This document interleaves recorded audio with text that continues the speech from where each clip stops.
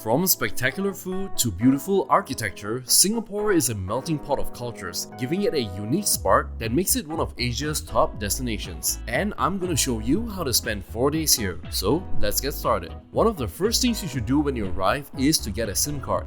As long as you have a phone that's not tied to a carrier, you can use the SIM to connect to the internet while on your visit. Prices of SIMs are 10 Singaporean dollars or about 8 USD, and you can buy them over the counter before you exit the airport. Some of Singapore's major telco networks are Singtel, M1 and StarHub.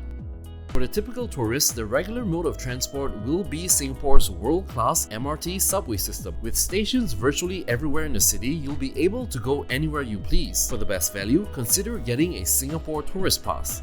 For just 12 SGD or 9 USD, it lets you have unlimited travel on all of Singapore's public transport, including the MRT and LRT trains and public buses. This pass can be bought from the kiosk at the airport as well as at different sales offices around the city. The pass also gives you special perks and discounts at many locations, so you can save even more money while you shop. On our first day, we're visiting one of the most important places in Singapore, the Marina Bay area. This is an upscale location where you'll find towering skyscrapers, premium hotels, and luxury malls. It's known for its iconic Marina Bay Hotel and its proudly standing Merlion statue.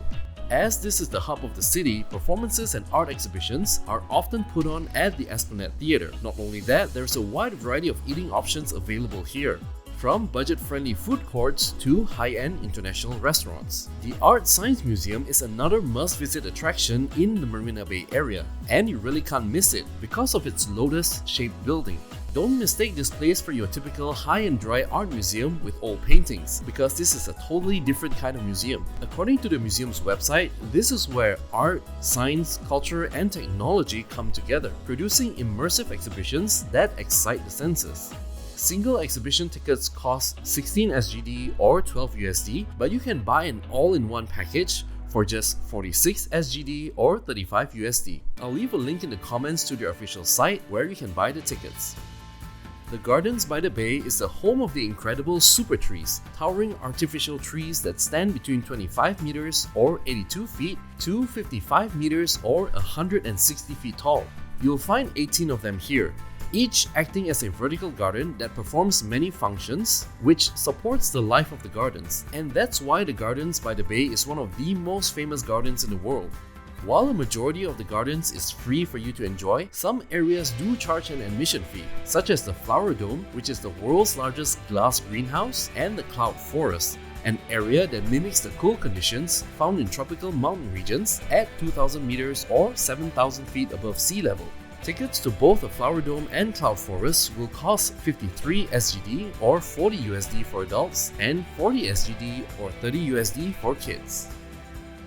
I bet you're feeling hungry after all that exploring, so it's time to see some of Singapore's amazing local food. The best place for this would be at the Lau Pa Sat Hawker Centre, just 12 minutes away by train from the Marina Bay area. This is a true foodie's heaven, as you'll find plenty of choices that are both local and international. You can expect to pay between 5 to 8 USD per plate depending on what you order, and because it's significantly cheaper than eating at a restaurant, you'll be able to try many different things at once. Some of the must-try local foods include chicken rice, chili crab, fried kway teow, Hokkien prawn mee, laksa, nasi lemak, and satay. Also, if you're planning to visit Malaysia by crossing the Causeway, click the link on your screen now to check out my previous video on how to spend 10 days in Malaysia.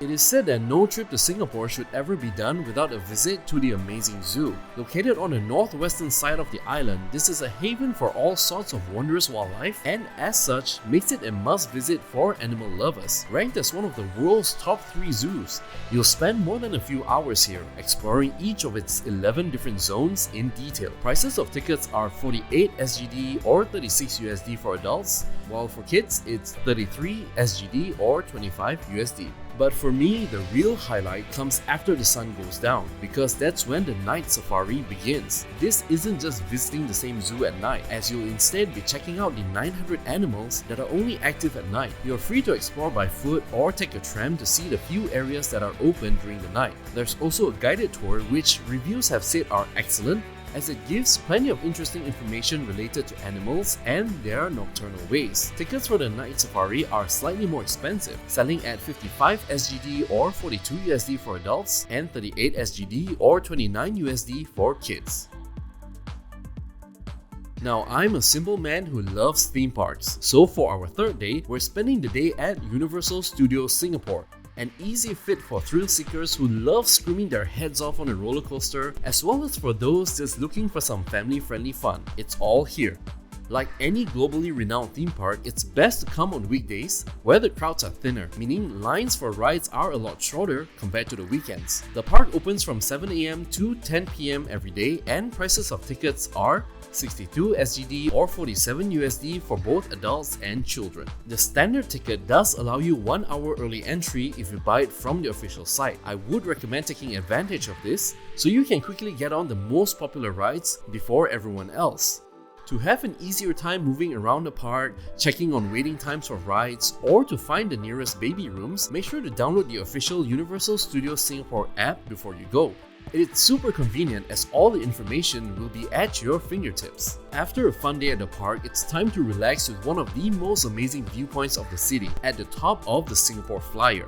Known as Asia's largest Ferris wheel, you'll be able to have a full 360-degree view of the city at 165 meters or 540 feet high in the sky. Here, you'll be able to see some of its famous and historical landmarks, making this an attraction that should not be missed.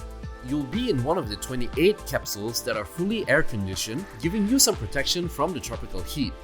The best time to hop on would be during early evening, just when the sun is about to set. Tickets cost 40 SGD or 30 USD each, but you can also request to have specialized experiences, such as having a private dinner for two, or even reserving the entire capsule for your own party.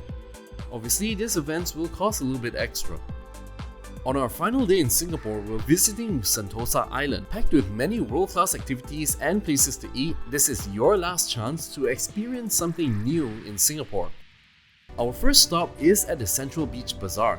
Located at the heart of Sentosa's beaches, this is a new attraction that offers a day-to-night carnival beach experience.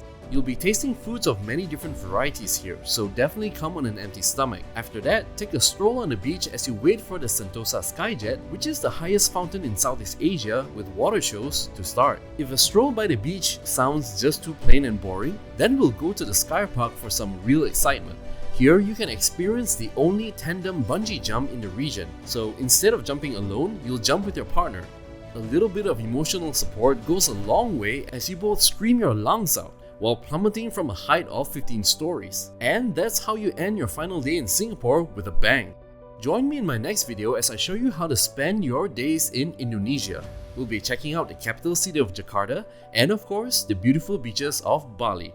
And with that being said, I'll see you guys in the next one.